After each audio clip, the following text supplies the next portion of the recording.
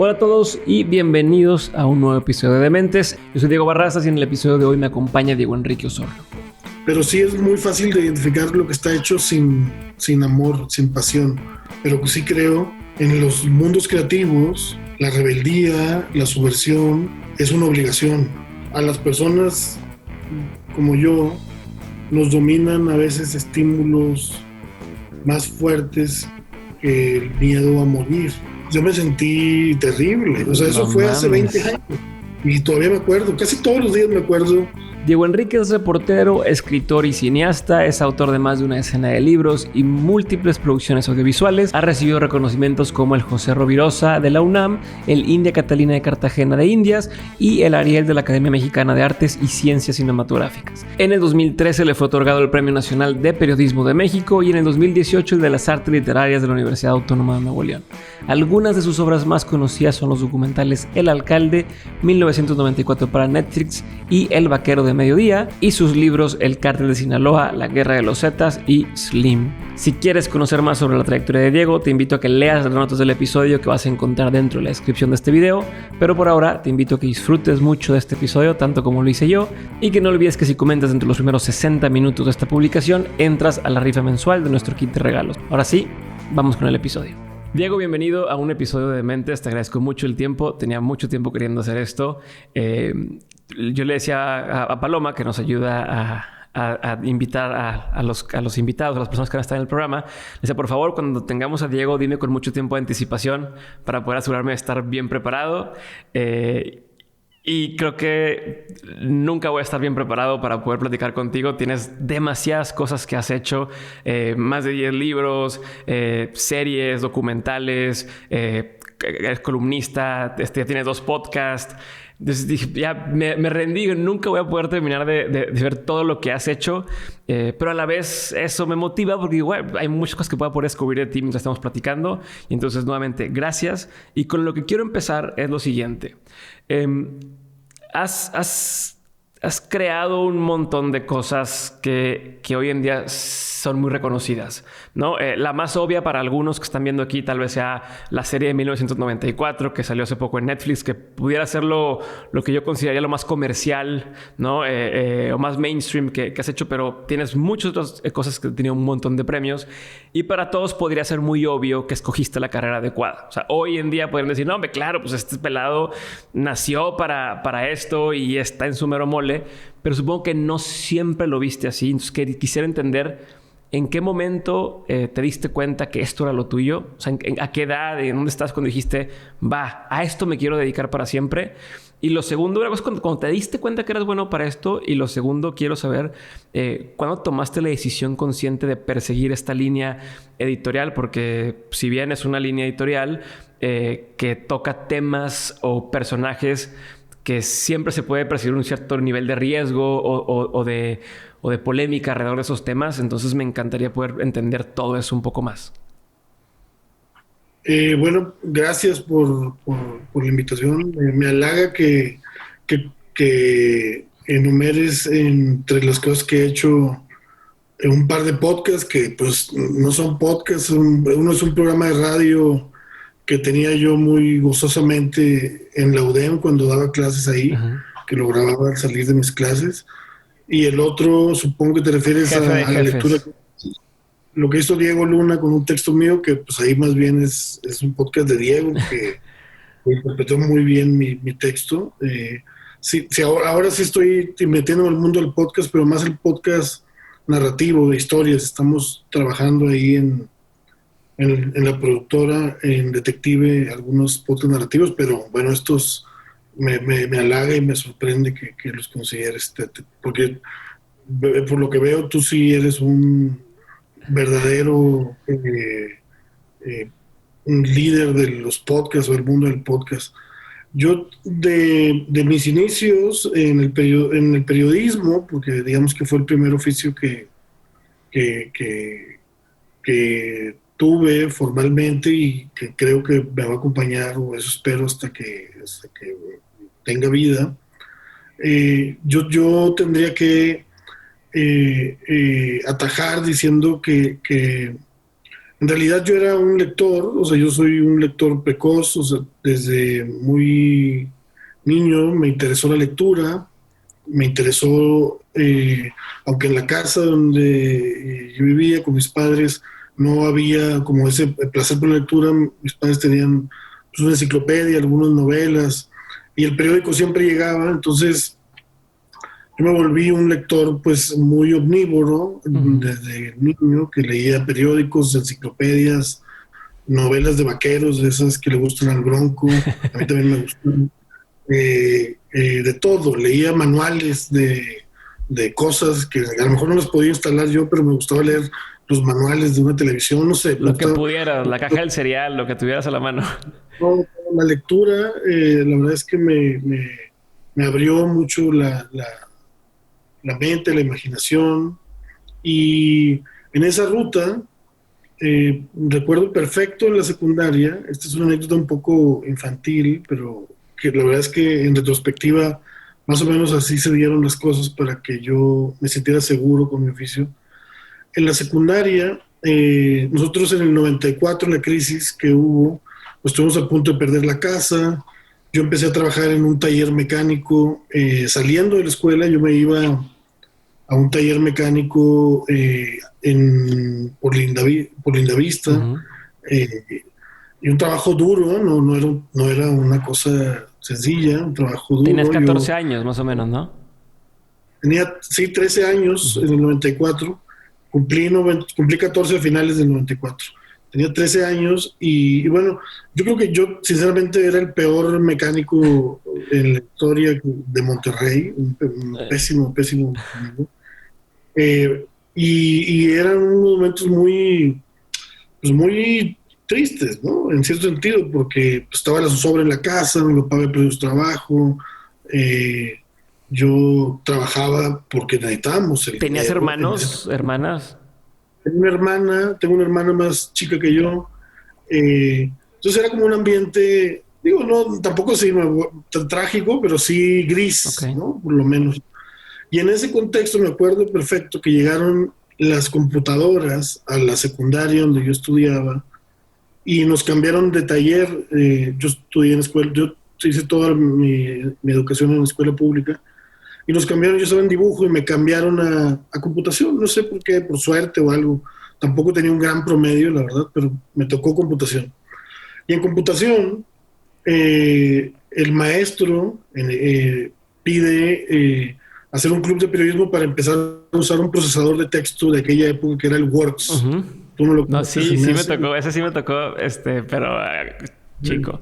El Works. Entonces, el maestro dice, vamos a hacer un club de periodismo, escriban todos, todos escribimos, y pues el maestro lee los textos Ujú. y dice, oye, tú, Diego, pues tú vas a ser el presidente, el director del periódico, porque escribes muy bien. Entonces, la verdad es que estaba una chica que me gustaba mucho en ese taller de computación. Ujú. Es como que me dio un sentido de reconocimiento, ¿no? En un momento gris, ¿no? Y en retrospectiva, pues me queda claro, yo leía mucho los periódicos y todo, pero a mí era más fácil que cualquiera de los otros adolescentes escribir una Pero, nota de periódico pero y entender ese ¿sentiste mundo. orgullo o te dio miedito? Dijiste, o sea, ¿lo estabas buscando o fue nada más? No, fue como una sorpresa, fue como que, cabrón, tengo un don. Ok. O sea, como que antes de eso, yo todavía pensaba, pues, en ser mecánico, imagínate, o ingeniero. De hecho, estudié sistemas, soy técnico en sistemas computacionales, Ok. porque mi padre insistió en una carrera de verdad, ¿no? Y, pero en ese momento, o sea, yo te lo digo ahora porque lo he pensado, ¿no? Y me he como analizado, Claro. pero en ese momento yo me sentí con una vocación y como que dije, el periodismo, claro, como que, y empecé a leer, a seguir leyendo periódicos, pero ya con la idea de que yo tenía un don. Obviamente, pues no era un don, o sea, el maestro de computación, el maestro de Agoberto se llama, pues un maestro que no, no tiene necesariamente Sí, un no es un afán por el... crítico, no es un. No, pero bueno, es importante, ¿no? Como en ese contexto gris que yo tenía, como tener una cosa que me hacía sentir motivado, ¿no? Que me abrió paso. O sea, qué cabrón que... Y pasa con niños que les dicen, no, es que tú no eres bueno para nada, y ahí se quedan. Y es nada más de que le digas, tú eres bueno para esto, y te da ese hilito del cual puedes seguir jalando, ¿no? O sea...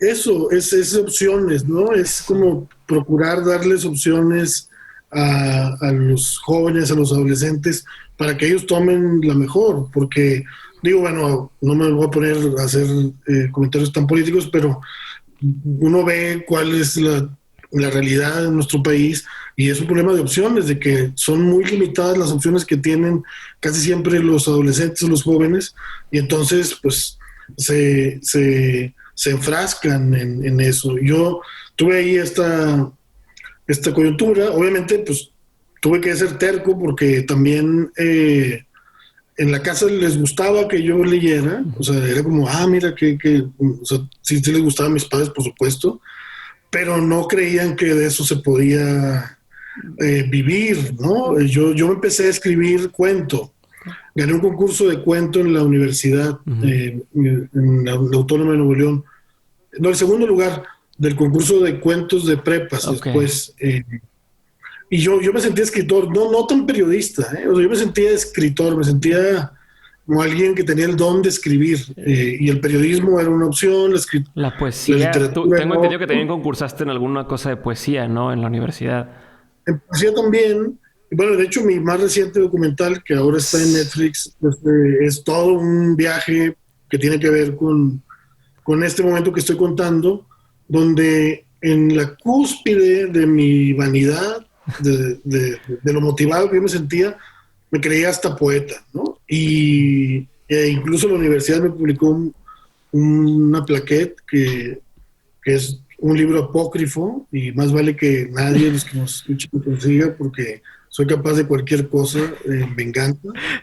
Pero yo me sentía poeta, me sentía escritor, me sentía como muy insuflado así por la palabra, ¿no? Ok. ¿Cuántos años tenías ya ahí? O sea, empezó a los 14 esta cosquillita y es, o sea, en este cúspide. A los 13 empezó, eso fue en la secundaria.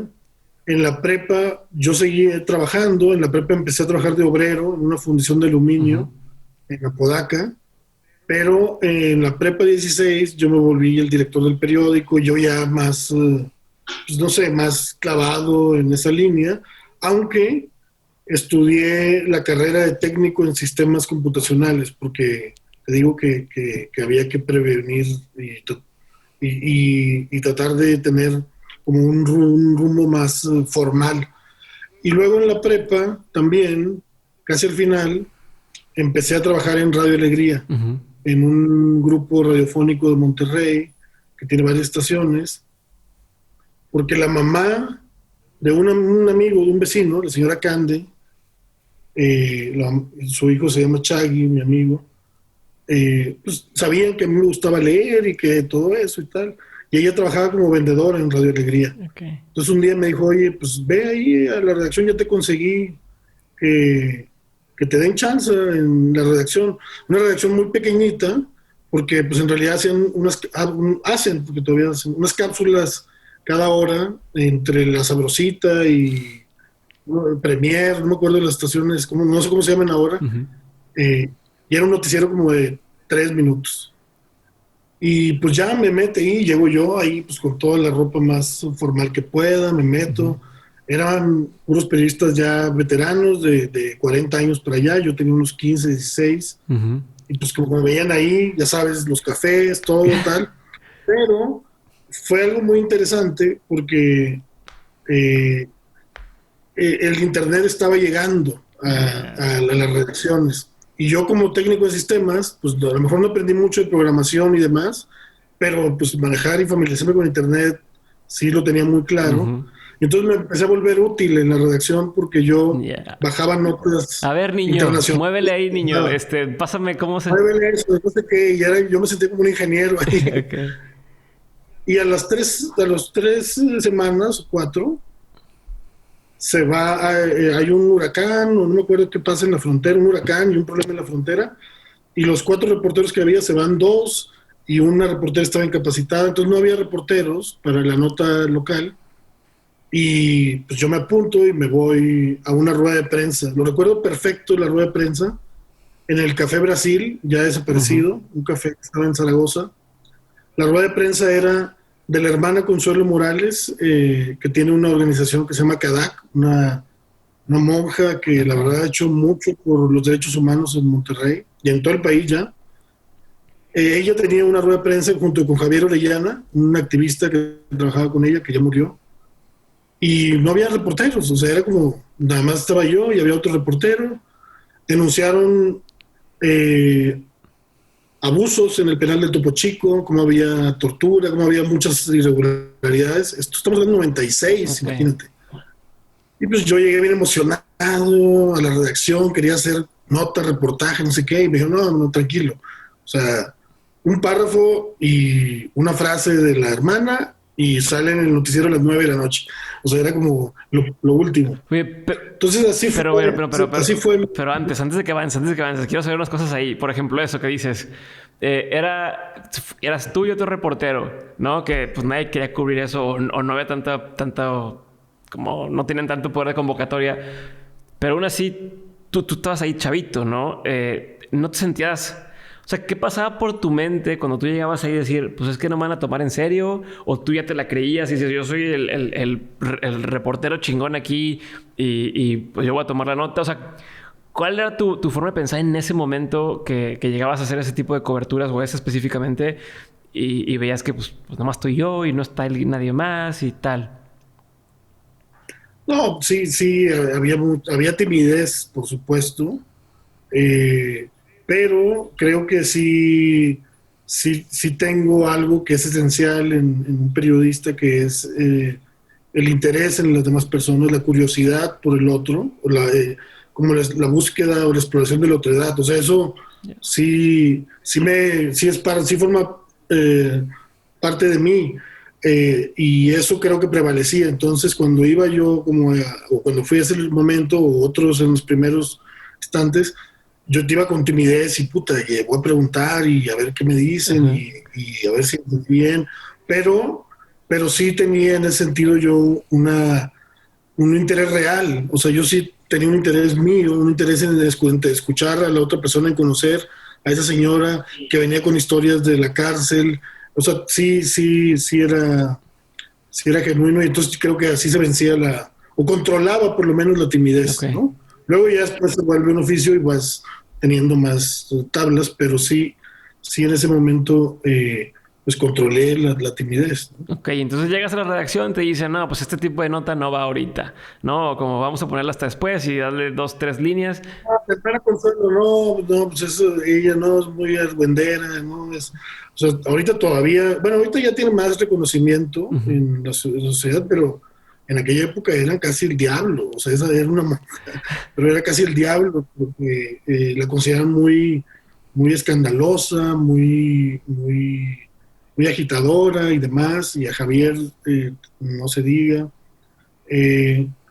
Pero a mí me gustó, o sea, me preguntabas en algún momento, no sé si fue antes de que entráramos, pero ahí también, por supuesto, tiene que ver esta rebeldía, ¿no? Yo pues tenía 15 años o 16 y creo que a esa edad todos somos rebeldes. O sea, si uno quiere ir en sentido contrario, donde van todos, y en el periodismo pues ni se diga, ¿no? Yo siento que eso a mí me motivaba. Seguir después reporteando, o sea, como que se dieron cuenta que podían confiar en mí. Yo obviamente no cobraba un sueldo de reportero, cobraba una bicoca, que no me importaba porque estaba haciendo lo que quería. Y así estuve un año. Me tocaron las peores fuentes, que eran Santa Catarina, San Pedro. San Pedro era una fuente terrible, era un pueblito en los 90. Okay. Y otra fuente era Juárez y Apodaca. Te daban lo que nadie quería. Sí, era como el cascajo, tal. O a veces me dejaban, me acuerdo, un par de amigos reporteros, me llevaban, ya más veteranos, me llevaban y entonces, no sé, a Monterrey. Y yo entrevistaba, hacían todas las entrevistas y me decían, bueno, mira, haz esta entrevista. Yo entrevistaba al regidor suplente del PT que me opinaba además de Cuba. O sea, era como así una nota terrible, ¿no? O sea, pero era como era de Monterrey, a lo mejor tenía más posibilidades de salir la nota y tal. Pero bueno, no, la verdad es que aprendí mucho, recojo con mucho, o sea, soy muy amigo todavía de ese grupo de reporteros, te lo puedo decir, se llama Cecilio Moreno uno, otro se llama Paco Cantú, de quien hice luego un reportaje sobre él para Al Jazeera hace unos años, está ahí en Al Jazeera, en la Al Jazeera Internacional, fue a Monterrey y lo grabé él. Marcelina Solís y Olivia Martel, ellos 4 eran mis compañeros y mis primeros maestros.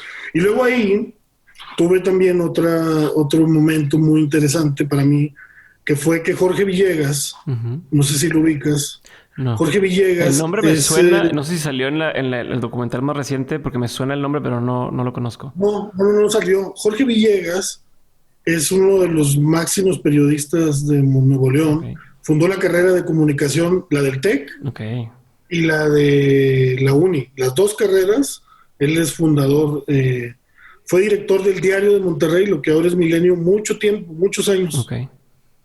Como de los 70 al 96, 97, que sale de Multimedios y llega a Radio Alegría. Entonces él era un hombre con una sabiduría, imagínate. Claro. Y ahí él me agarra, ¿no? O sea, como que me ve chavito, él va llegando, pues son puros reporteros veteranos, una redacción pequeña, y él me agarra y literal me empieza a enseñar cosas. A la par yo ya creo que entro a la universidad, a la carrera de comunicación, pero él me empieza a enseñar mucho, ¿no? Aparte de lo que yo aprendo en el oficio, me da libros, o sea, me acuerdo perfecto un día que me dice, ve a mi casa, él vivía ahí en el Rosario, en San Pedro, una casa muy bonita y demás. Me dice, llévate estos libros. Y era como su biblioteca de periodismo y de comunicación. Fue maravilloso, wow. ¿No? Y él me guió mucho, o sea, él me iba orientando, ¿no? Para hacer un periodismo humanista.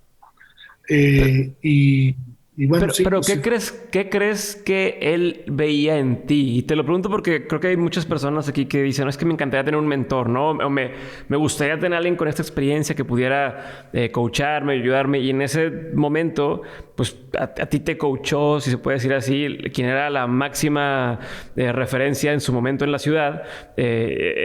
Y pues cualquiera que estuviera estudiando periodismo hubiera tenido una envidia gigantesca de ti, ¿no? En ese sentido de, oye, pues este chavito, ¿cómo le hizo para que esta persona se fijara en él? ¿Qué crees tú que hiciste? ¿Qué crees tú que vio en ti? Te repito, te lo pregunto como para pues, que alguien más lo pudiera usar, ¿no? Que alguien que quisiera poder apelar a algo así. Bueno, como te digo, o sea, él venía de ser como el director de uno de los periódicos más importantes de la ciudad, o sea, con una investidura muy grande y demás, y llega pues a un grupo que se dedica a la música, a la cumbia, a la música norteña, y le da cierto espacio al periodismo. Entonces, creo que pues él llega ahí, la redacción, la oficina de él estaba muy cerca de nuestra redacción. Los reporteros, como te digo, pues eran reporteros experimentados, pero pues ya muy clavados como en sus fuentes, sus rutinas.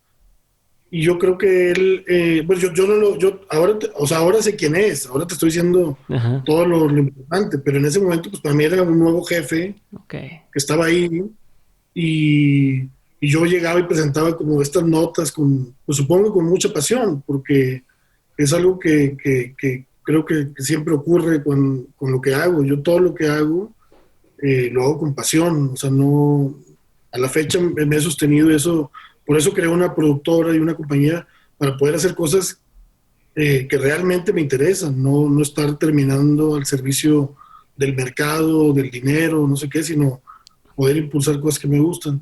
Entonces como que yo creo que él veía esa pasión y no tenía tampoco mucho de dónde, o sea, como otros reporteros o gente que podría mover, jóvenes, yo era el más joven, mucho más joven, y supongo que eso fue, y pues más o menos sí sabía escribir, yo sí me interesaba la lectura. Tu maestro de escritura de computación te dijo que eres bueno para escribir, entonces ya sabías. maestro Dagoberto, ¿no? Sí, y, y, y bueno, pues sí fue muy, muy importante el maestro Villegas, la verdad yo lo recuerdo con mucho, mucho cariño. Siento que su figura no está todavía lo suficientemente reivindicada en Nuevo León. O sea, él escribió muchos años un par de columnas, una que se llamaba Rajatabla y otra Cosas Nuestras. Ujú, Y en realidad él pues era un humanista que sí hizo periodismo político, le encantaba la grilla, muy conocedor del PRI, ujú. pero sí siempre dispuesto como a apoyar. Después he escuchado testimonios de otros periodistas y periodistas, mujeres periodistas en el diario de Monterrey, y en donde iba, él iba dejando semilla, Ok. ¿no? Intentando dejar semilla. Pero, y yo te decía, o sea, quería que me compartieras dos momentos, ¿no? ¿Cuándo fue donde dijiste, creo que para esto soy bueno? Que supongo que más o menos me estás... o sea, creo que esto responde a esos momentos en los que dijiste, va, esto es lo mío. Pero de ahí a pasar de soy bueno para escribir y hacer reportaje a quiero dedicarme a eso el resto de mi vida y además en la línea editorial en la que estás tú, que conlleva varios riesgos, por decir poco, ¿cuándo es cuando te haces de esa decisión, esa mentalidad para darle por ahí? O sea, yo creo que no hay como un así momento donde yo digo, ya voy a hacerlo toda mi vida, no me importa. O sea, hay más bien a lo largo de mi vida he tenido momentos en los que ha habido cosas muy duras, en las que sí me pregunto, digo, oye, órale, o sea, ¿le sigo o no le sigo? Ajá. Y pues obviamente le sigo. Pero más bien, como yo me sentí, como te decía, invadido por esa inspiración, inspirado de que podía escribir, de que gané el concurso de cuento, entré a trabajar a una redacción muy joven, no sé, como que yo me sentía en esa vocación. Digamos que el primer giro que tengo es el de ser poeta, porque yo como que me sentía reportero y poeta, pero conozco a Samuel Loyola, a Ujú. este gran poeta, y ahí sí me voy de espaldas, lo leo y digo, no mames, o sea, este cabrón está escribiendo todo lo que yo quiero escribir, yo lo escribió hace 20 años, en los Ya. 80. O sea, y ahí me abrumó mucho su presencia, su figura. Como que también eh, el mundo literario que yo iba viendo era un mundo muy oficial, muy oficioso, muy ligado a las instituciones, que es normal porque pues, son las fuentes de financiamiento y demás. Como que, no, como que también me causaba cierta resistencia Ujú. y me fui alejando entonces de la poesía y me clavé pues en el periodismo, o bueno, seguí en el periodismo porque no es que no lo hubiera hecho, sino que intensifiqué mi energía en el Oye, periodismo. ahorita que dices eso de Samuel Noyola, de que hice como te abrumó, ¿no? Digo, me estoy adelantando cosas, pero ¿cómo le haces? No sé si te pasa. A mí me ha pasado que, no sé, tengo ganas de hacer tal proyecto, ¿no? Oye, un día voy a hacer una miniserie que ojalá salga algún día en Netflix y tal, y de repente a la siguiente semana ves que ya sale algo como lo que tú quisieras estar haciendo ahí, ¿no? Como que alguien logró poner en palabras o en producir lo que tú decías, me encantaría hacer esto. Y ya hay alguien que lo hace, ¿no? ¿Cómo le hiciste, tanto en ese caso de Samuel Noyola, o si te ha pasado hacia adelante, para no detenerte o para así decir, ¿sabes qué? No, pues esto ya reconozco que está mucho mejor hecho de lo que yo podría hacerlo y dejar de hacerlo. Pero ¿te refieres a mi vínculo con Samuel? Ahí sí No, me paró, ¿eh? ¿O a o qué? sea, ¿O prefieres el sí, documental que me hice? refiero o sea, me refiero tanto a en ese momento, como dices con lo de Samuel, que, por ejemplo, en ese momento te paró, pero ha habido otras cosas que han salido, como decir, te voy a inventar, güey, en la serie de Narcos, güey, que salió, ¿no? Pues tú pudieras decir, la madre, pues ya alguien hizo algo más grande o más mainstream de lo que a lo mejor yo podría hacer, sin embargo, no ha sido una cosa que te detenga a ti. O sea, en otras líneas has cubierto cosas que yo me da la impresión que no te has dejado achicar o intimidar o tal. Es que Ah, entender la ya, diferencia de sí, por qué haya... Es como ya. si yo te digo, bueno, pues vi un podcast que está mucho más cabrón que el nuestro, pero pues no voy a dejar de hacer el mío. O sí, ¿no? O sea, como ya, pues ya vi que eso no se puede porque ya lo hizo alguien más. En el caso de Samuel me dices que sí más o menos te pegó porque en otras cosas ya no te ha pegado. ¿O cómo lo has Ya, manejado? ya, ya, entendí. ¿Sabes? Yo creo que se debe a que Samuel irradió en mí en un momento, o sea, irradió tanto, tanto, tanto, que me hizo como explorar, obligarme a explorar íntimamente para qué me sentía yo realmente motivado, ¿no? Ok. O sea, cuando digo que cuando dije, no, ya no tengo nada que hacer, obviamente, antes de llegar a esa reflexión, me fui a darle 14, yo meditar, o sea, medito mucho, me gusta mucho meditar, eh, y dije, bueno, yo quizá tengo un vínculo más cercano con la prosa que con la poesía, o sea, Ya. eh, y, y creo que el otro factor que te decía también, como la atmósfera de la literatura, de los poetas, no me gustaba del todo, o sea, como que me incomodaba algo, que después entendí que era ese vínculo con la institucionalidad, que no me gustaba. Como que de periodista me sentía más libre, Ya. aunque trabajaba para una empresa y demás, pero yo me sentía más libre del gobierno, de instituciones, que el mundo literario con el que yo me había empezado a sumar. Ya. Y, y fue una reflexión de honestidad, porque creo que pues uno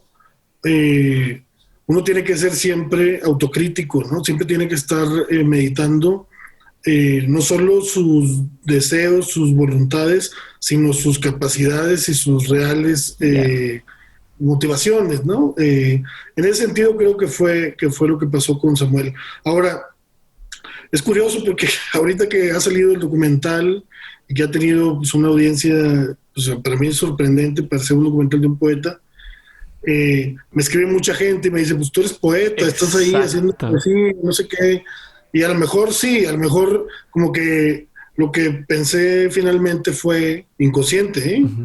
Eh, Voy a hacer periodismo con un toque de poesía si es posible, ¿no? Voy a tratar de usar el periodismo como el caballo de Troya de la poesía, ¿no? Justo eso te iba a decir, porque a mí se me hizo extremadamente poética la forma en que está hecha o sea, la de Samuel Noyola y cómo al final, o sea, siempre al final, al parecer, digo, durante todas tus producciones, pero al final siempre terminan en una nota bastante poética. 1994 lo mismo.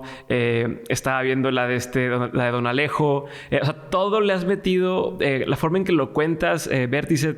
No, ¿cómo se llama la de los pedrastras, los padres? Silvestre. Silvestre, Silvestre. Silvestre. O sea, todo tu forma de contar siento que Silvestre no la dirigiste tú, pero igual tiene como este toque o está envuelto en algo que pues es poesía, ¿no? Tanto visual, la elección de las tomas, el timing en que los pones, el momento de la narración, cómo va pasando o sea, no es plano como uno esperaría, creo, de muchos trabajos periodísticos, ¿no? A lo mejor malamente, pero es como lo que uno espera pues va a ser un poco aburrido, pero voy a poner atención y listo, y lo tuyo se convierte en algo emocionante. La de Samuel, ganas de llorar, ganas de estar bien, igual quedé cuando terminé de ver 994. O sea, puta, ¿qué hago, no? Y a mí no yo tenía 4 años cuando pasó todo eso y aún así te llega mucho más allá de lo, ¿cómo te puedo decir? De lo que está ahí de información, ¿no? La forma en que está envuelto. Es algo, ahorita me dices, más o menos por casualidad, pero si es por casualidad o si pensabas, o sea, si lo haces sabiendo que no puedes dejar las cosas a un grado normal, ¿no? Como tu grado de excelencia o el que has llevado las cosas, creo que siempre va más No, allá. hay mucho rigor, obviamente. Cada final de los que tú cuentas, pues requirió un trabajo tremendo, ¿no? Y por ejemplo, el 94, o sea, o sea es como cerrar la historia, es darle ese arco Ujú. dramático que necesita la historia, pero luego también jugueteos, ¿no? Si tú ves 94, por ejemplo, Se la última imagen de... contradicen. Sí, pero la última, bueno, se contradicen Ajá, y luego vamos a material de archivo de Colosio. ajá. Pero si te das cuenta, la última imagen del documental es Colosio en la Universidad Autónoma de Nuevo León, o sea, en mi escuela. O sea, es un guiño que Ya. también hago, ¿no? Y 94 empieza también con otro guiño. La primera vez que sale Colosio, lo está entrevistando Gilberto Marcos, que es un De periodista Monterrey. de los 80 muy famoso, que era como así un señor que impresionaba. Entonces todo eso, o sea, hay una estructura dramática, mucho trabajo, pero luego yo también ya voy dejando pequeños guiños a Ajá. mi ciudad, a las cosas. Así empieza y acaba. Y 94 pues el documental empieza, no sé si te acuerdas, con un tatuaje, un tatuaje en el corazón que tiene alguien con un verso que dice: nadar sobre mi llama, Ujú. el agua fría y perder el respeto le dice vera. Es como, no sabemos de quién es ese pecho ni nada. Y luego ya vienen símbolos, empieza la historia. Y el documental acaba con una representación de una llama nadando en medio del agua. Que eso en términos de producción fue tremendo, fue todo un día de trabajo hacer esa toma con la que acaba el documental. Ok. O sea, es de la palabra a la imagen, que es un poco también mi historia de vida. De la palabra yo me fui moviendo hacia la imagen. Pero, por ejemplo, ese final de Vaquero Mediodía, Ujú. tuvimos, para que te des una idea, es una toma pues muy sencilla de cierre, o parece muy sencilla, pero tuvimos que vaciar un estanque Ujú. aquí en el Estado de México, en la Marquesa. Ujú. Vaciamos un estanque de animales, de toda la fauna marina que había. Ujú. Metimos y creamos unos tubos largos de gas, Ujú. conectados a unos tanques de gas LP, dos por cada orilla, larguísimos, larguísimos, hechos a la medida del estanque. Prendimos las dos flamas de los tubos que se conectaban, se nutrían del gas de los tanques que están en la orilla, y maniobramos la llama en el agua con cuatro personas, dos controlando cada tanque, moviéndola para que se sintiera esa llama Ya. en el agua, ¿no? Y luego empezó a llover y bueno, o sea, ahí todo un trabajo. Pero, ¿por qué, güey? O sea, es a lo que voy. ¿Por qué? O sea, para alguien por fuera diría, pues, qué necesidad, ¿no? Como dices, o sea, la historia la puedes contar, pero luego llegas a ese extremo de decir, bueno, vamos a dedicarle el esfuerzo, el tiempo y tal para agregarle estos toques, estos guiños, estas cosas que habrá gente que no lo nota, habrá gente que dice, ah, pues hizo por computadora o no, o sea, y aún así lo haces. ¿Por qué? ¿De dónde viene esta como necesidad de llevar las cosas un poco más lejos que lo que lo ha llevado antes otras personas? Como te decía, son dos cosas. O sea, la primera es que yo tenía con este proyecto un compromiso más grande en el sentido de que me lo había imaginado como una película antes que texto. O sea, yo normalmente siempre pienso una historia en texto, casi Ujú. siempre, y ahora pues en imagen y ahora también en audio. Pero, eh, pero para mí era muy importante remarcar eso. Por eso el documental empieza con un texto, o sea, con un texto Ujú. escrito en el pecho de una persona que no sabemos quién es, pero son palabras. Y luego vemos toda la historia que vemos y acabamos con el texto convertido en imagen. O sea, para mí era muy importante también. Ya, estás contando tu propia eh, historia hasta cierto punto en ese... Sí, era como decirle también al espectador, bueno, respetar las leyes del cine documental. O sea, si lo puedes escribir, mejor escríbelo, pero si tienes que crear una gramática visual, que eso fue lo que, esta escena es una escena que trata de decir algo de forma visual, metafóricamente, pues hazlo, ¿no?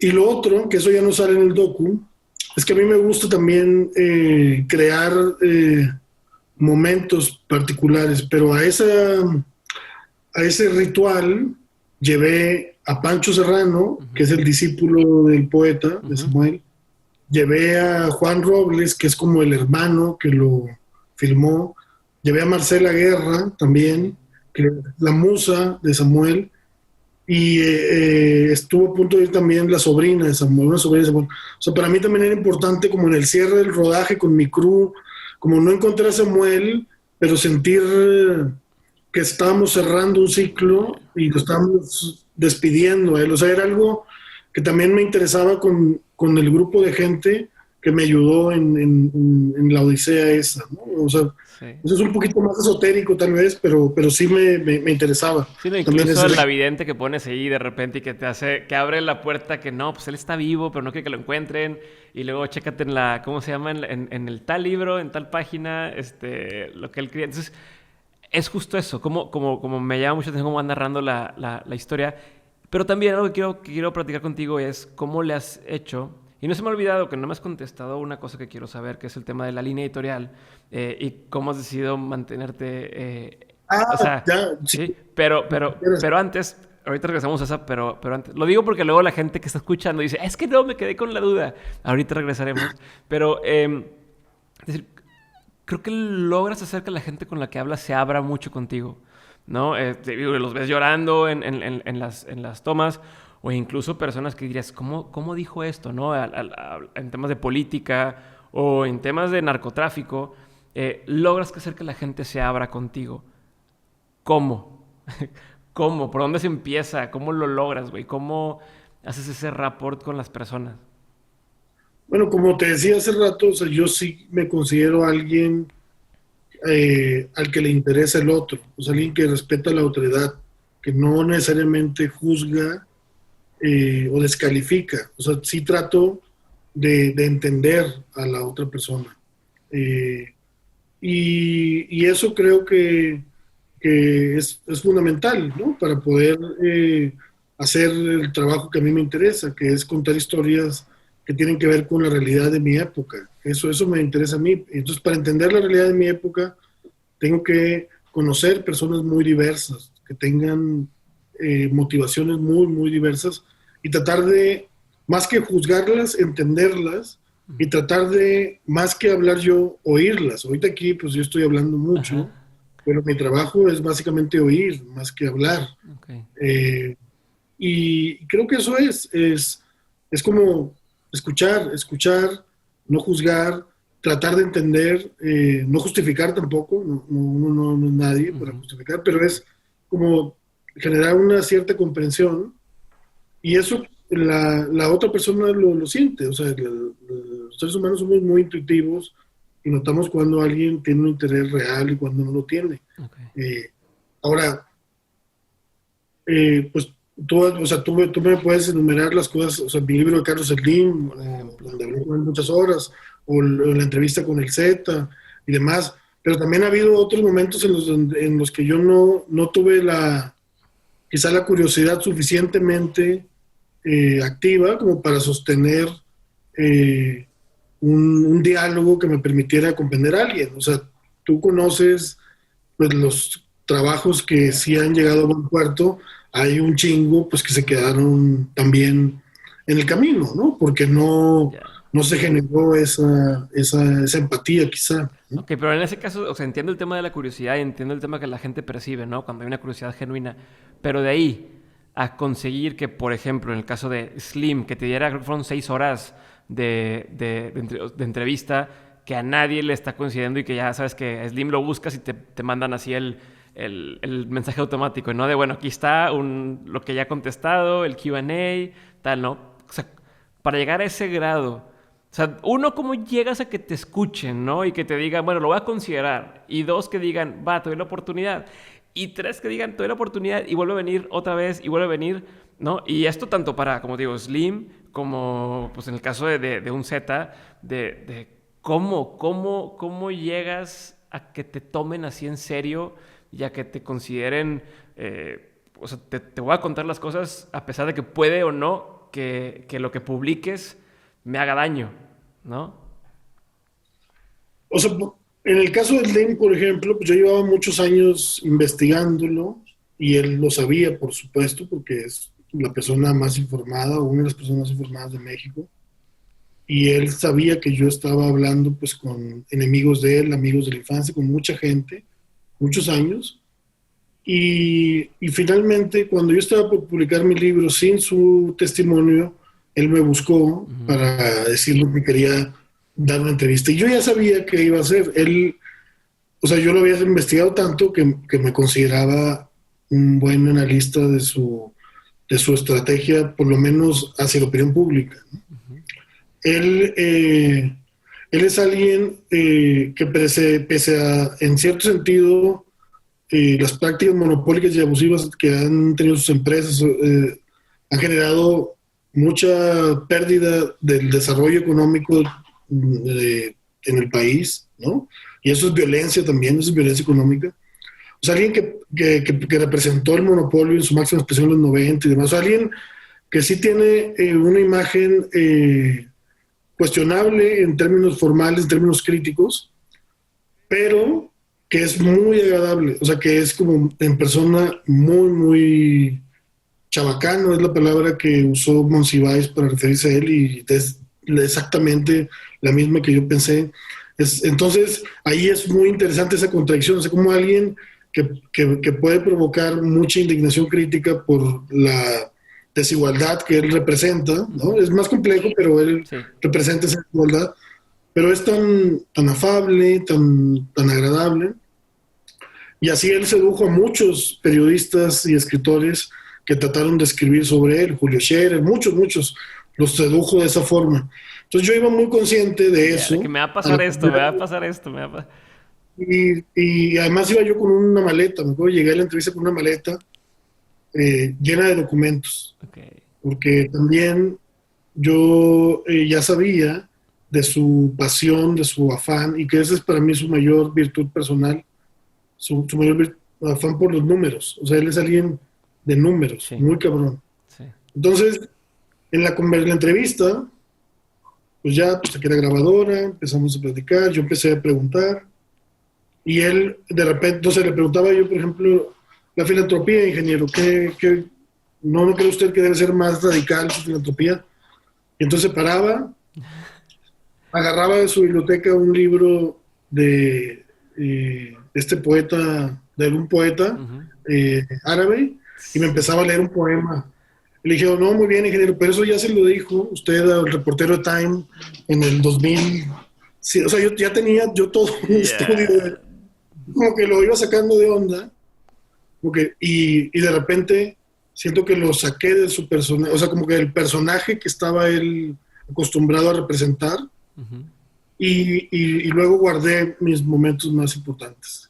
Le pregunté de un viaje que había hecho él después de la universidad, que él como que no había comentado mucho, muy poca gente sabía, pero yo lo tenía muy bien acreditado. Él después de la universidad se fue a Chile a dar clases y luego hizo un viaje por todo el mundo, o más de mochila y tal. Entonces como que se saca de onda, y me acuerdo, y creo que el año, yo le dije, eso fue en el 62. Y él me dijo, no, fue en el 61. Le dije, fue en el 62. Entonces saqué yo de mi maleta como un documento y dije, aquí está, mire. Y como corregirle a él, que es un amante de los números, o sea, corregirle el número, ¿no?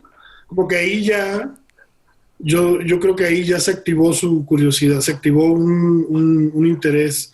Que eso creo que es importante. Cuando uno entrevista a alguien, tiene que tratar de hacerlo que se acuerde de cosas que ni siquiera se acordaba. O sea, no, de romper el personaje, pues que todos tenemos que asumir para vivir la vida y para ir avanzando y no quedarnos ahí, ¿no? No podemos estarnos abriendo. Entonces uno tiene que ir encontrando siempre en las personas que entrevista esos detonadores que generan ya un cambio de actitud. Y entonces eso pasó con el ingeniero, como que ahí él cambió y luego después lo corregí en otra cantidad, esta es una cantidad económica de alguna compra que había hecho, y ahí ya, pues en realidad él ya estaba comprometido, se dio cuenta que yo sí estaba interesado realmente en entenderlo, que lo estaba escuchando, que yo le pregunté todas las cosas duras, pero con respeto, porque a mí me parece que eso es importante, ¿no?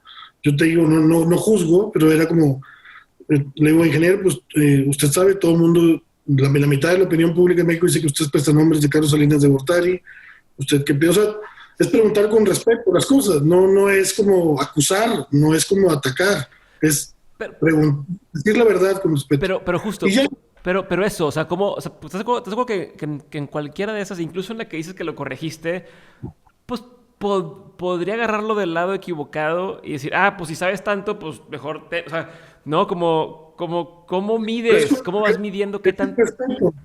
Creo que uno va sintiendo el momento y la verdad es que es un asunto de respeto. La otra persona se da cuenta, o sea, yo por ejemplo ahorita me doy cuenta que tú sí tienes un interés real en escucharme, ¿no? Y entonces yo me motivo y yo te cuento más cosas y demás. O sea, es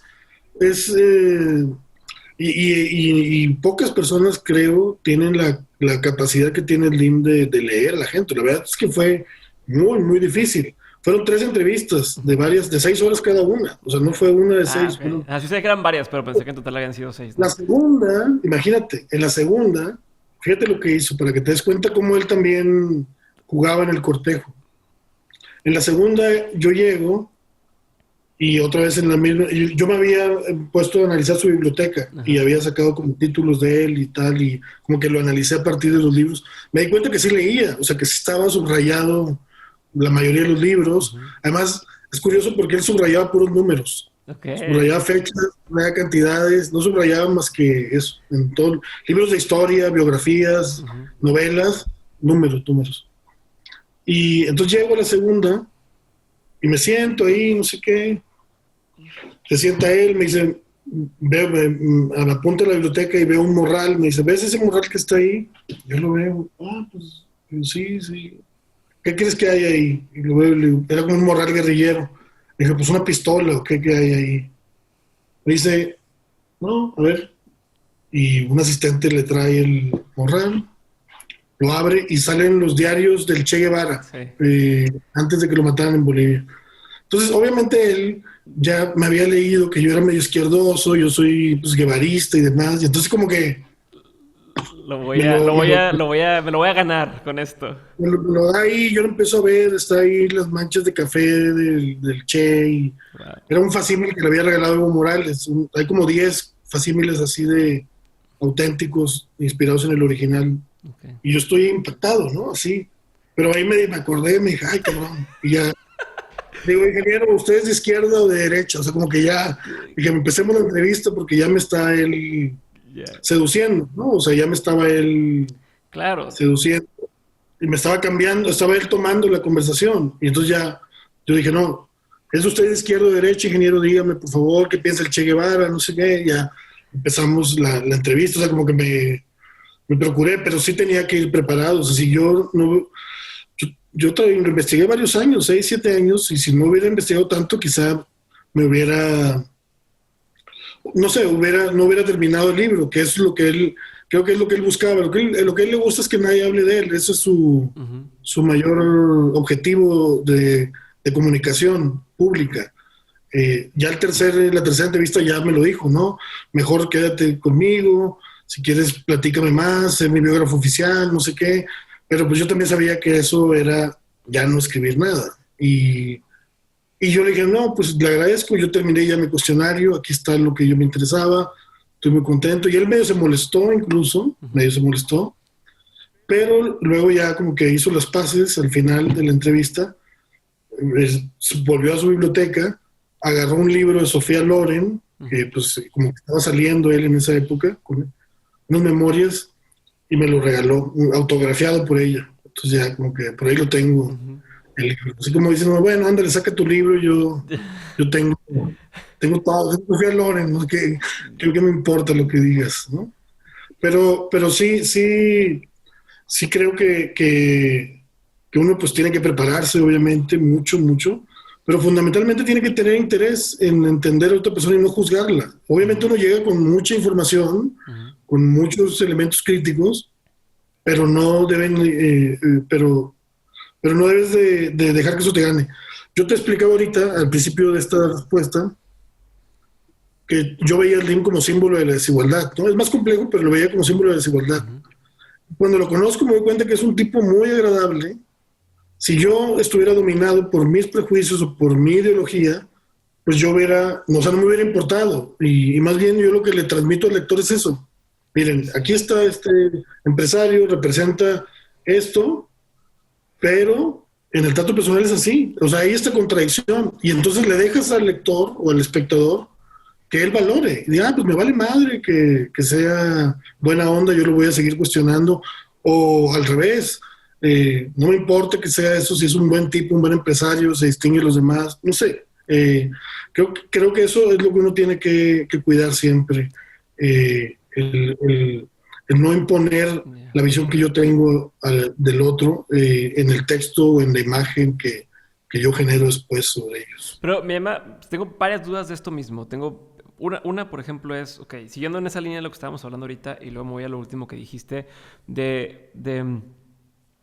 o sea, una cosa es que tú tengas la curiosidad. La otra cosa es que ya estando con la persona, demuestres, ¿no? Lo que dices, de todo hay datos que a lo mejor nadie tenía, tal, y te voy como rompiendo el personaje de que voy a una entrevista de prensa y voy a decir lo que ya vengo diciendo los últimos meses o años, ¿no?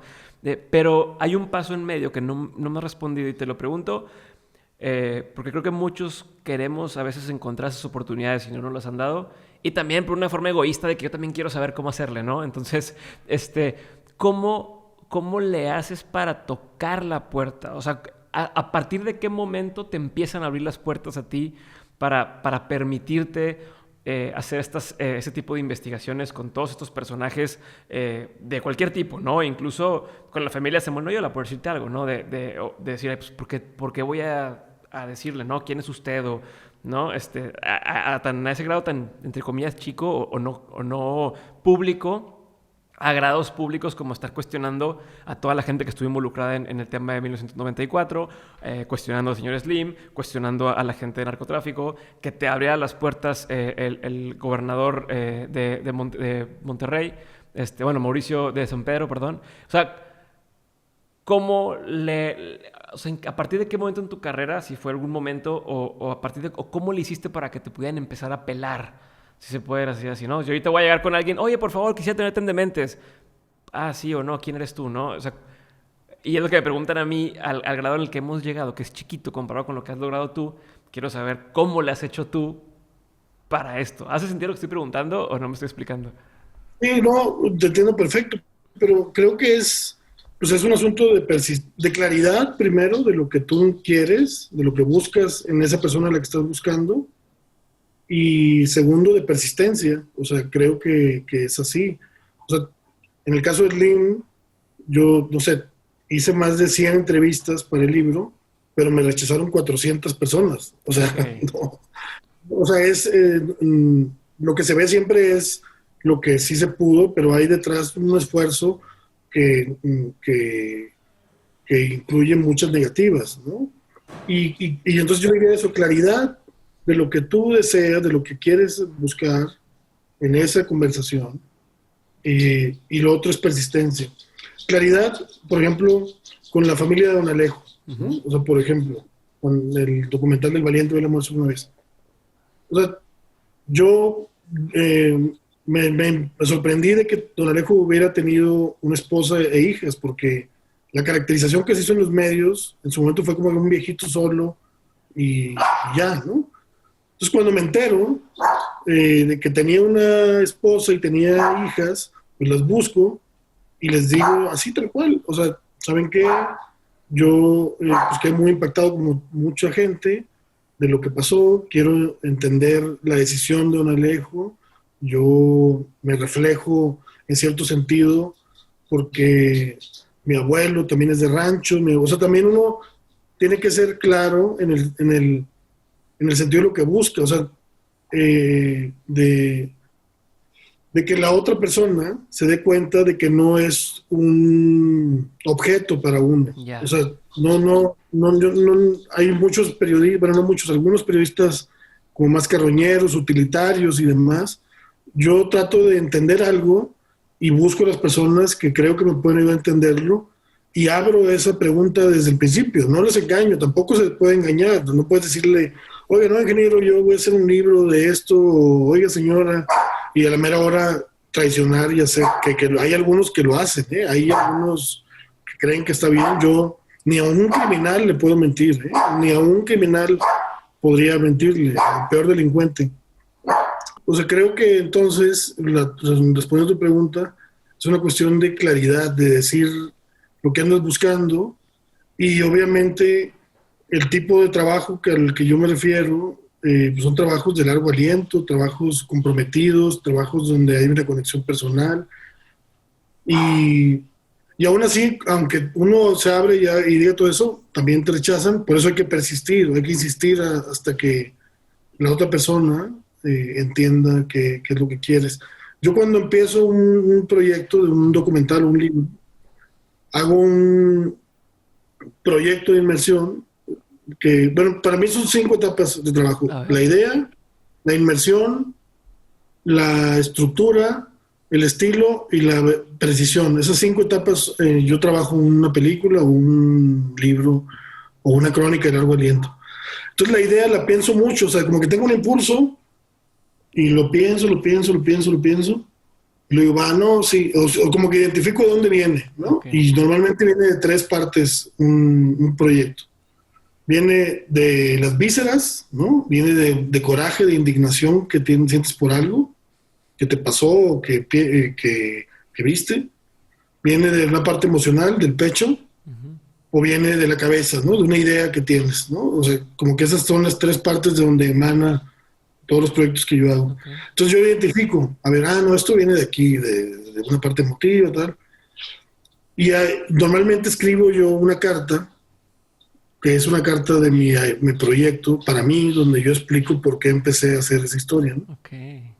Y esa la guardo y me ayuda a mí como una brújula. Y eventualmente también, a veces esa carta se la muestro a personas que están muy resistentes como a compartir su testimonio conmigo. Y digo, mira, aquí está, o sea, es esto lo que yo quiero hacer. No me interesa el sensacionalismo, no me interesa el morbo, no me interesa esto. Así empezó esto, por eso te busqué. Y entonces ya eso abre a veces el entendimiento, ¿no? Es todo un asunto de entendimiento, por eso digo la claridad. Uno tiene que ser muy, muy claro.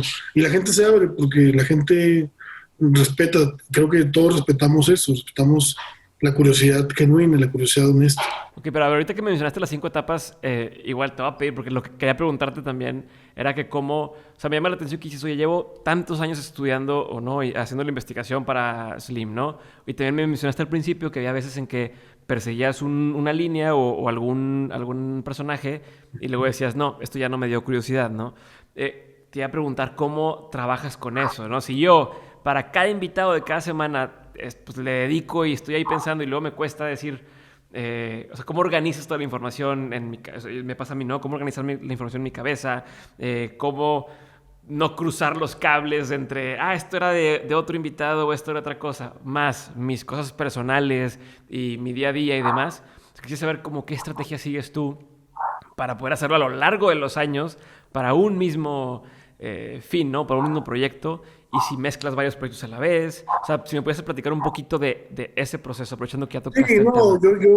Yo trabajo como varios proyectos al mismo tiempo, ¿no? Yo como que yaceo, me gusta mucho como tener, no sé si se puede ver mi pantalla. No, bueno, pues no, hay unos proyectos que no se pueden conocer. Pero trabajo 5 o 6 proyectos al mismo tiempo, ¿no? Okay.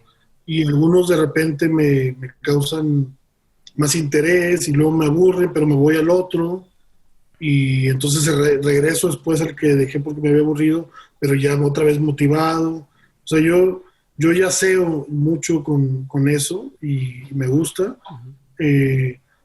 Obviamente soy riguroso, o sea, tengo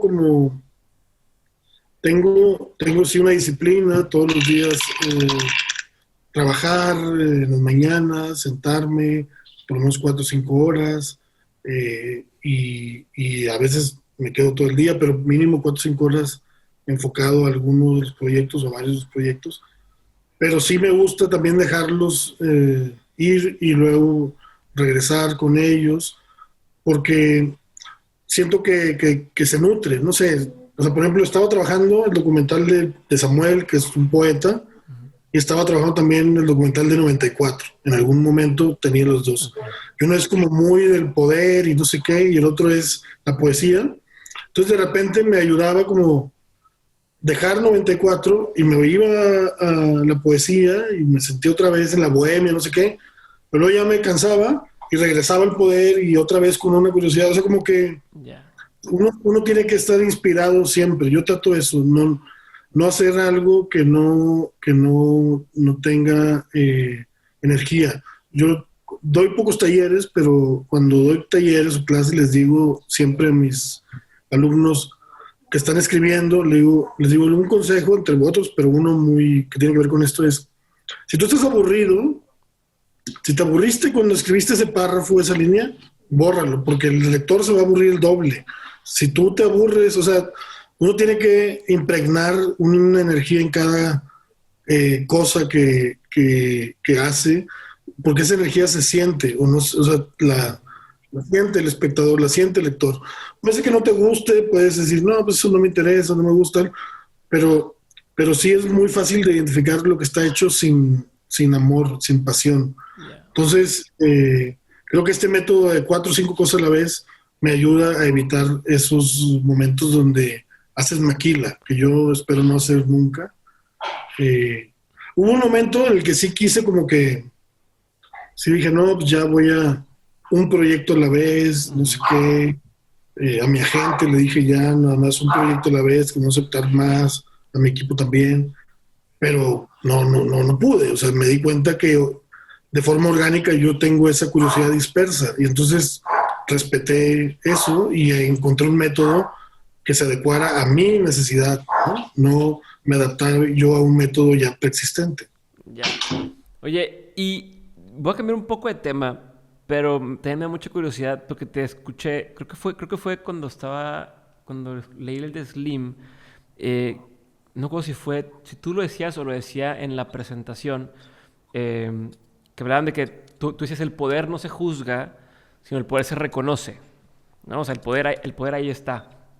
Eh, y quiero tratar de entender tu postura, o sea, o un poquito profundizar un poco más en cómo entiendes el poder, pero también entender el darle espacio a personajes que podrían ser eh, polémicos o no deseados en la cultura, ¿no? Entonces quiero entender cuál es, o sea, si como responsabilidad está bien darle esos espacios o si no está bien, si decir, oye, voy a escribir un libro sobre tal personaje o voy a escribir una columna sobre tal personaje, es darle importancia o darle un espacio que no se merece o no existe tal cosa, ¿no? No, pues creo que sí hay una responsabilidad muy grande de quienes escribimos y de quienes hacemos cosas frente al público. O sea, sí hay una responsabilidad y yo me ciño a esa responsabilidad. Pero la responsabilidad tiene que ver pues con principios y con valores, no con personas o personajes o con temas. Para mí todos los temas son válidos, para mí todos los personajes son interesantes. El asunto es con qué principios te acercas a esos temas y a esos personajes, ¿no? O sea, si no tienes principios, si solo te interesa exacerbar el morbo de un tema o de un personaje, pues así es, así sea el personaje el más noble del mundo, tú estás haciendo algo que para mí es cuestionable, ¿no? Yo creo que es eso, los periodistas o los narradores, pues esencialmente creo que tenemos que ser humanistas y esencialmente también creo que tenemos que tener algo de afán justiciero, ¿no? O sea, de que lo que hagamos ayude a que el mundo sea mejor, ¿no? En sentido más general, menos preciso, sino más general, pero sí creo que esa es una responsabilidad que uno tiene.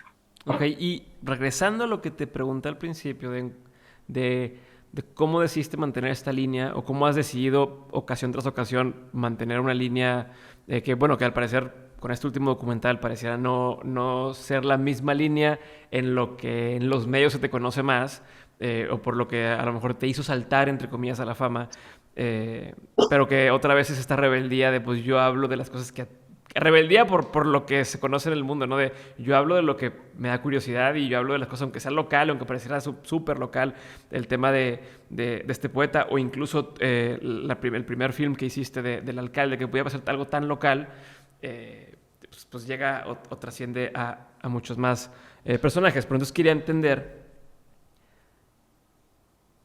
O sea, la pregunta es, ¿cómo le haces para que no te gane el miedo, güey? Sí, tal cual, para que no te gane el miedo y seguir haciendo lo que estás haciendo. O sea, para que no te gane el miedito de decir, puta, me amenazaron, ¿no? O uy, me voy a tener que ir a Madrid a vivir unos meses porque está dura la cosa.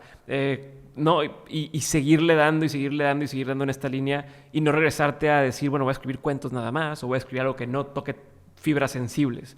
Creo que así se entiende más fácil mi pregunta.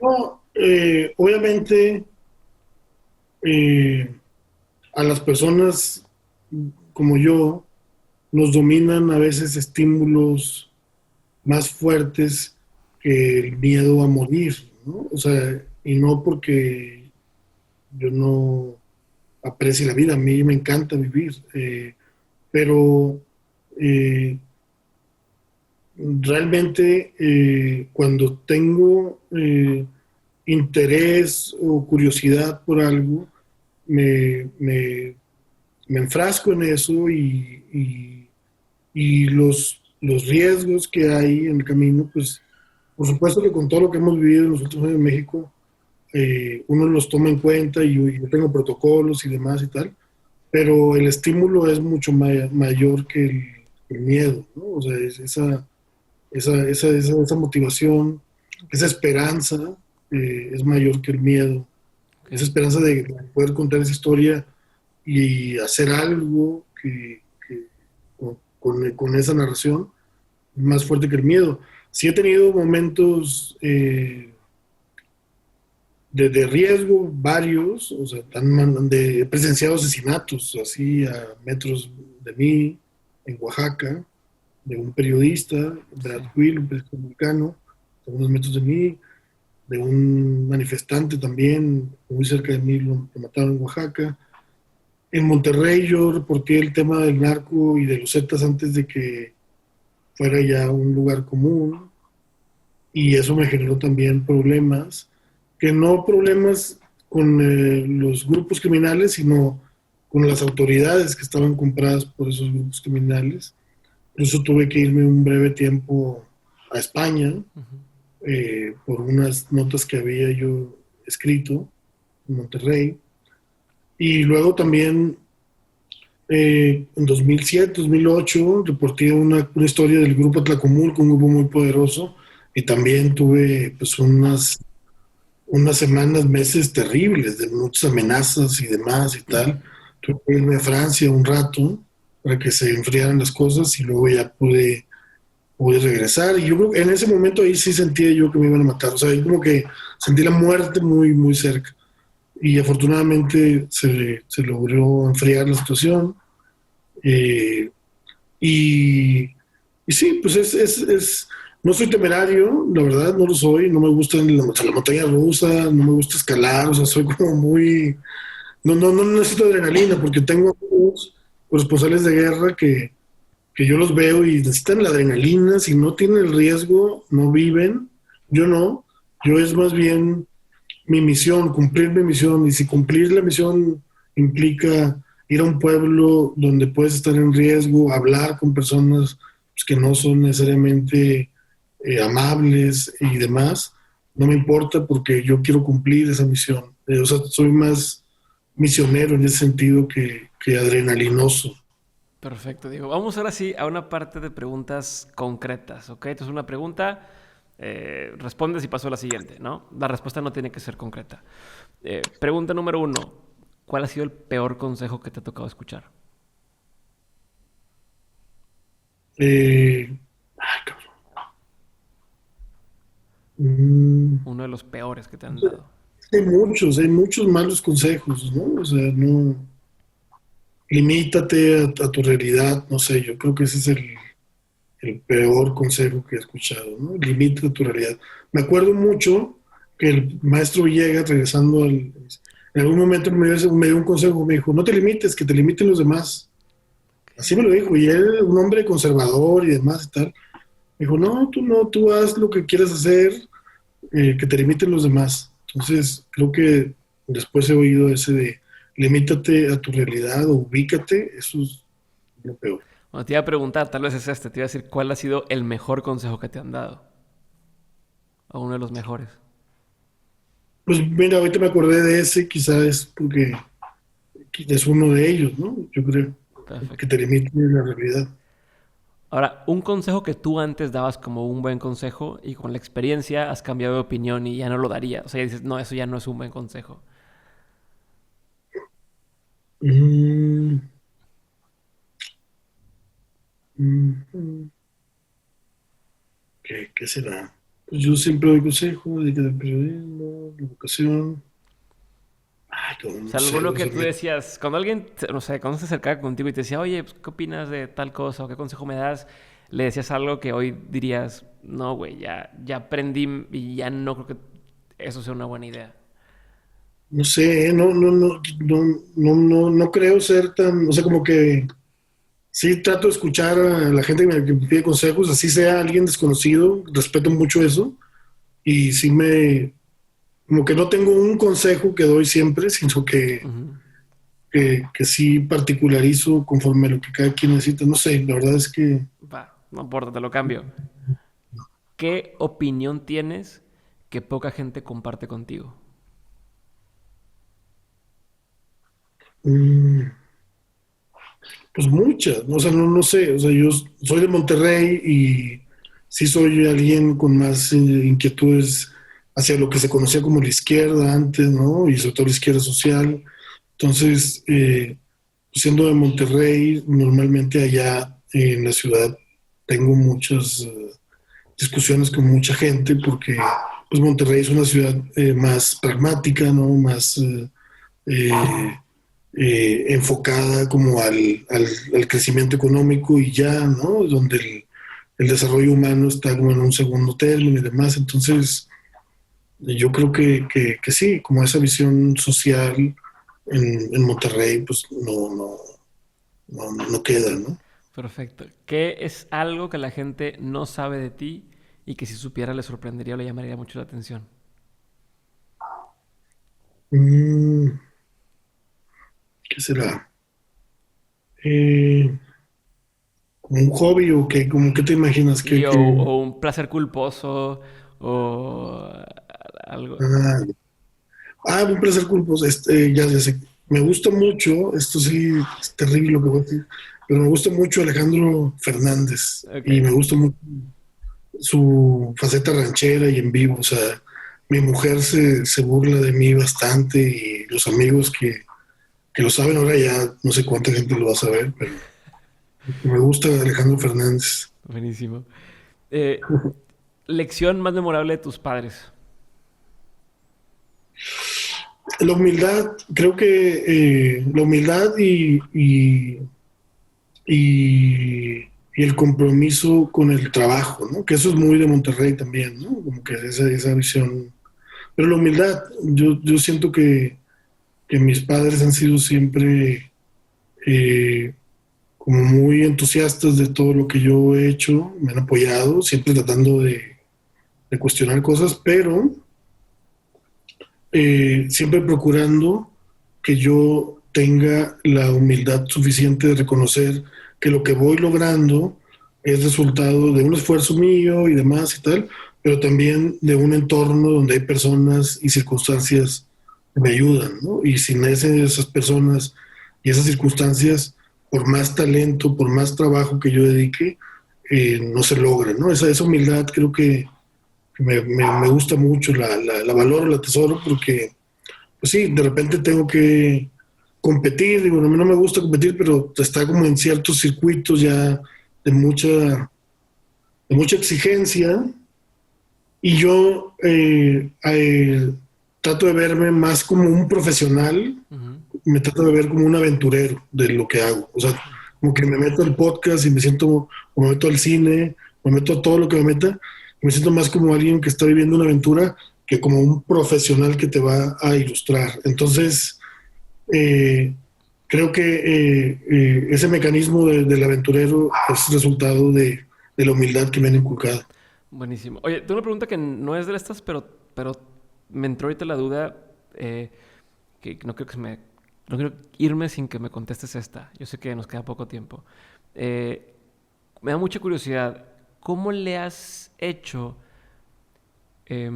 para hacer realidad, si se puede entender con esto, financiar, conseguir equipo de trabajo, conseguir a las personas que salen. O sea, ¿cómo lo has hecho para hacer realidad tus proyectos? O sea, tus libros, tus películas, tus series, tus documentales. No solo por ser un tema pues, de por sí difícil o a lo mejor caro de convertir en realidad, sino porque además en muchos de estos tocas otra vez fibras sensibles, ¿no? Entonces, no es una cosa donde a lo mejor todo el mundo diría, pues sí, mira, le metemos lana o le metemos, el gobierno le va a meter lana, ¿no? Al Eficine que decía, porque ibas a hablar de un tema de política y pues no nos conviene, ¿no? Entonces, ¿cómo le has hecho tú para convencer gente de que trabaje contigo, convencer personas de que salgan como sujetos en estos documentales y de financiarlos o de hacer que sucedan, güey? O sea, creo que yo tomé una decisión como muy importante en ese sentido hace poco más de 10 años. O sea, yo en 2008, 2009 ya había publicado mi primer libro, Oaxaca Sitiada, y estaba por publicar mi segundo libro, El Cártel de Sinaloa, pero seguía trabajando de planta en Grupo Milenio, donde me encantaba. Yo tenía un muy buen sueldo, una buena posición, y estaba yo muy, muy a gusto, la verdad, ahí, pero yo ya sentía que quería tener más autonomía para emprender otro tipo de proyectos por mi cuenta, con mi visión, con mi riesgo y demás. Entonces como que empecé a planear mi autonomía, Okay. ¿no? Que no fue fácil porque pues estaba yo, la verdad, una muy buena situación laboral y demás y tal, pero sí yo sentía que tenía que tratar de construir algo que me permitiera ser todavía más arriesgado de lo que me permitía en ese momento el grupo donde yo trabajaba, y algo mío, ¿no? También. Entonces así lo fui planeando, me acuerdo perfecto, o sea, planeando en el sentido de conseguir contactos para cuando yo fuera ya independiente, dónde iba a escribir, ahorros para los primeros meses, usar el Infonavit que yo había acumulado mucho tiempo en Milenio. O sea, fue como toda una planeación. ¿Que duró cuánto tiempo esa planeación? No sé. Como 2 años, Okay. más o menos, 2 años. Incluso yo tuve que acelerarla, me aguantaron el Milenio, al crédito de Infonavit. Dije, ya me voy, pero aguántenme la baja unos meses para que pueda yo usar el crédito y pues, muy bien y todo. Y entonces ahora sí, me lancé. Y el primer año fue tremendo, porque pues, no me alcanzaban los ingresos. O sea, sí fue como muy duro. Yo había fundado ya, o estaba por fundar Bengala, que es la productora que fundé con Gabriel Nuncio y con Andrés Clarión. Fundamos Bengala y pues fue un año duro, o sea, duro de que apenas se alcanzaban los ingresos y apenas de aquí, no sé qué y tal. Pero empecé a hacer cosas que me gustaban, empecé a dejar como trabajos que se volvían interesantes para alguien más y demás. Y finalmente logramos estructurar ahí como una pequeña empresa con un equipo, y de ahí me apoyé bastante, la verdad, más mi carrera independiente, escribiendo, saqué el libro de Lim y otros. Pero creo que sí fue una cosa de aventarme o no aventarme. O sea, si no me hubiera aventado, quizá pues estaría bien, no sé, en algún sentado con un escritorio ahí en el periódico, a lo mejor, pero no tendría la posibilidad que he tenido de diversificarme, de explorar muchos mundos, de hacer trabajos como muy, muy diversos, con tanta libertad, con mi punto de vista, ¿no? O sea, con mi punto de vista, y bueno, así fue, yo creo, más o menos. Perfecto, perfecto. Eso tenía mucha curiosidad. Regreso a las preguntas, me quedan pocas. ¿Qué te da mucha curiosidad hoy en día? Pues fíjate que o sea, yo entré al cine documental para cuidar mis historias que yo escribía, y luego ya me enamoré del cine documental y ahora he hecho muchos documentales y pienso en eso. Estoy haciendo podcast, como te he dicho varias veces ahorita en la conversación, pero llevo todo este año con una idea, una cosa que pasa por mi cabeza, que viene de aquí, de la emoción, y que no la puedo escribir, no la puedo filmar como documental, ni la puedo hacer un podcast, sino que tengo que inventar, o sea, es casi como un sueño basado en algo real. Y entonces estoy ahorita como muy intrigado por la posibilidad de hacer mi primera película de ficción, o sea, de esta historia, contarla a través de una ficción. Eso lo tengo así todos estos días, todo el tiempo. Como que quiero encontrar la forma de no hacerla, eh, pero se me hace que sí la voy a tener que hacer. Y la voy a dirigir yo. Yo he escrito guiones de ficción, de series de ficción, de películas y demás, pero esta siento que yo, además de escribirla, la tengo que dirigir. Estoy en eso. Y no sé, cumplí 40 años también, entonces a lo mejor como que es el momento ahora sí de hacer algo en serio, ¿no? De hacer algo serio, o sea, que ya tengo cierta experiencia, que me queda algo Pues de yo creo energía. que todo lo que has hecho está bastante serio, güey. ¿No? Creo que todo lo que has hecho es bastante. Lo otro día le decía ahorita a un compa que le digo, cuando me puse a ver ahora sí, punto por punto, todo lo que has hecho, dices, cabrón, yo tengo 30 hoy.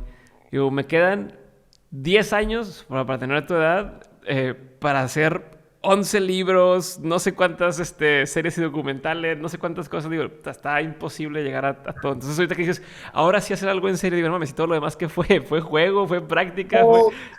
No, es más, o sea, es en el sentido de, o sea, cuando cumples 40 vas a ver, porque ya dejas de ser joven, ahora sí oficialmente, ¿no? Porque en algunos lados los 39 te dejan ser joven. Pero ya 40 ya te chingaste. Entonces como que tienes algo de experiencia y te queda algo de energía y dices, ¿a dónde la voy a llevar? O sea, ¿a dónde voy a llevar eso? ¿Qué voy a crear con eso que tengo, ¿no? Con esa cosa que he sembrado y con esto que me queda, ¿a dónde? Y entonces, este sueño lo tengo todo, llevo todo el año teniéndolo y me lleva a una película de ficción que yo no quisiera porque no sé, pero si es así lo tendré que hacer. Qué chingón. Una pregunta más. Eh, ¿Qué libro, película, documental, serie marcó un antes y un después en tu vida? Si ha habido varias, se vale que me digas varias. Pero que no que me recomiendes, ¿no? Sino que hayas dicho, no mames, leí esto o vi esta película y me cambió la forma de pensar. De libros, Los periodistas, una novela de Vicente Leñero Ujú. sobre el golpe de Excelsior cuando lo dirigía Julio Scherer. Es una novela que a mí me impresionó. Yo, como te dije, leía de todo, pero digamos mis lecturas pues, eran clásicos, Julio Verne, Conan Doyle, o sea, como que mi primera literatura así formal era eso. Y luego de repente me cae Los periodistas, una novela mexicana, experimental, o sea, como que el lenguaje, dije, cabrón, ¿qué es esto?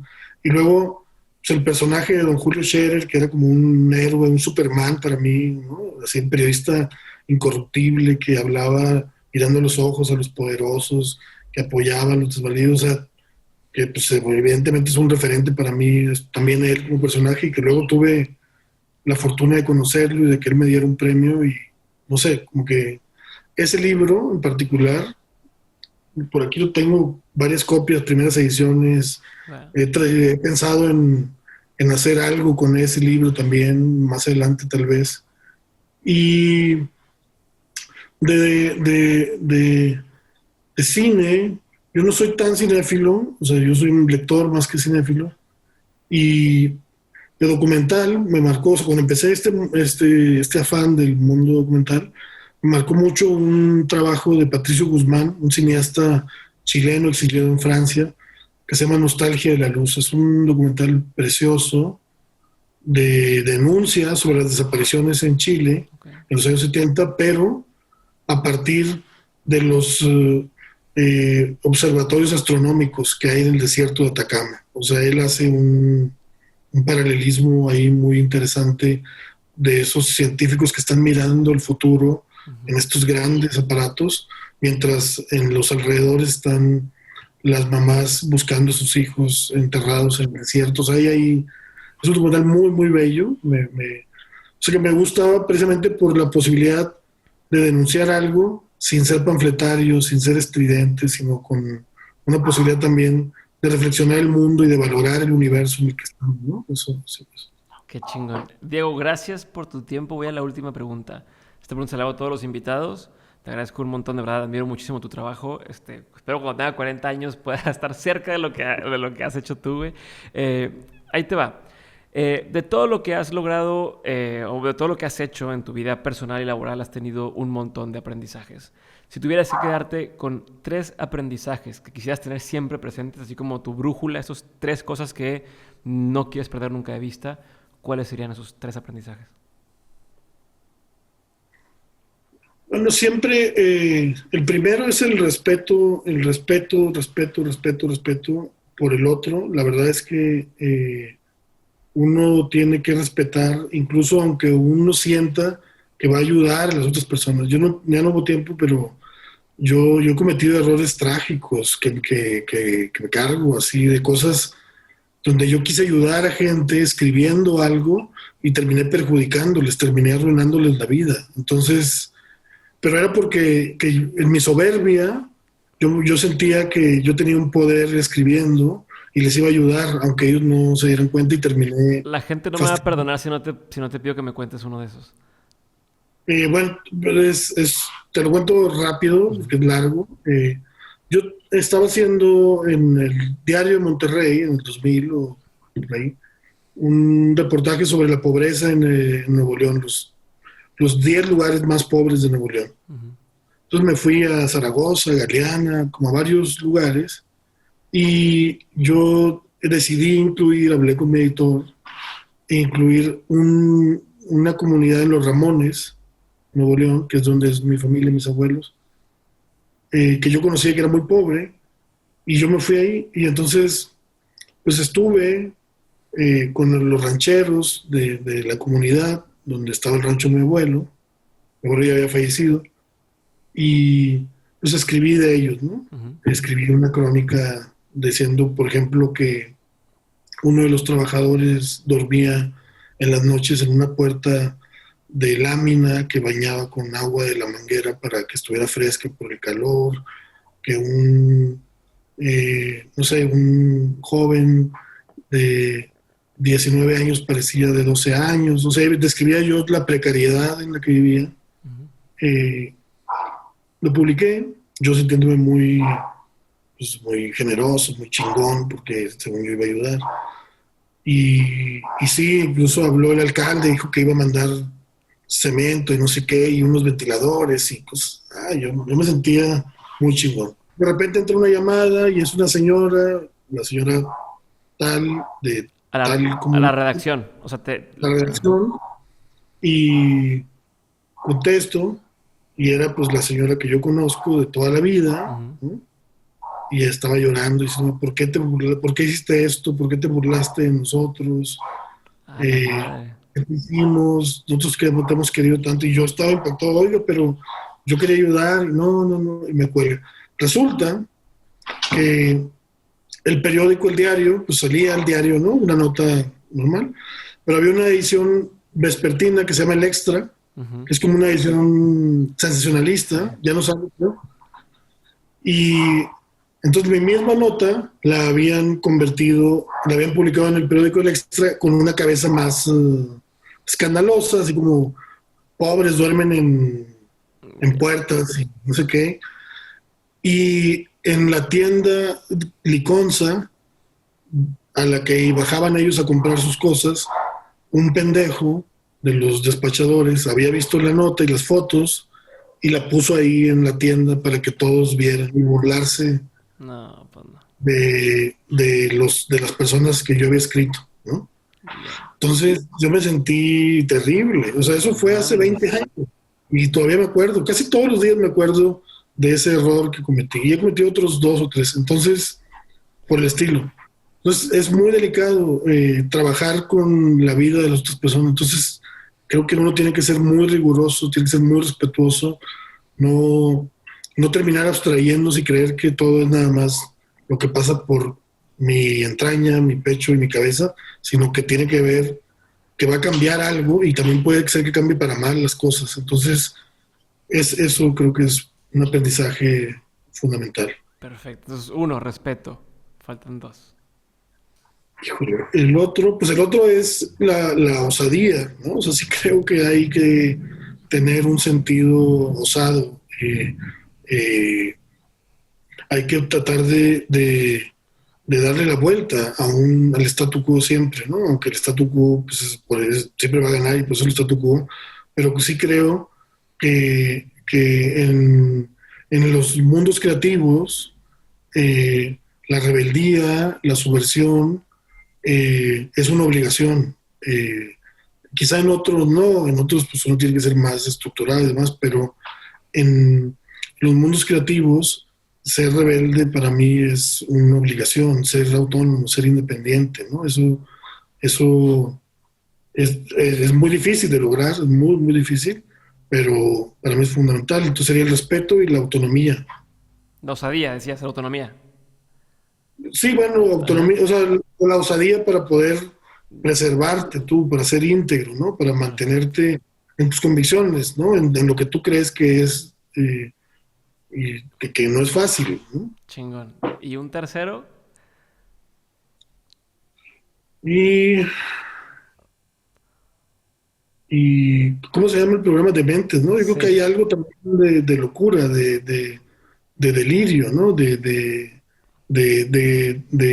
inexplicable. O sea, creo que sí también hay que tener la capacidad para aceptar que hay cosas que no entendemos, que no sabemos todavía. O sea, creo que eso, eso, eso también ayuda a que te puedas mover en estas tierras, en estos pues, ambientes, esa, esa conciencia de que no lo sabes todo, de que hay algo que está oculto y que tal vez lo vas a vivir o tal vez no, no sé.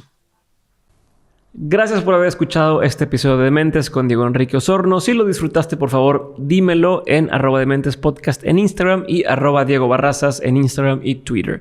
También, si quieres participar en la rifa mensual del kit de regalos de Dementes, tienes que comentar en este episodio o en cualquier episodio durante la primera hora que se publica. Dentro de todos esos comentarios, elegiremos a un ganador cada mes y lo anunciaremos en nuestro newsletter llamado 7 de 7, al cual te puedes suscribir gratis en el enlace de abajo. Esto fue todo por el día de hoy. Mi nombre es Diego Barrazas y nos vemos en el siguiente episodio de Dementes. Nuevamente, gracias por haber llegado hasta esta parte. Te mando un abrazo grande y aquí estoy a tus órdenes.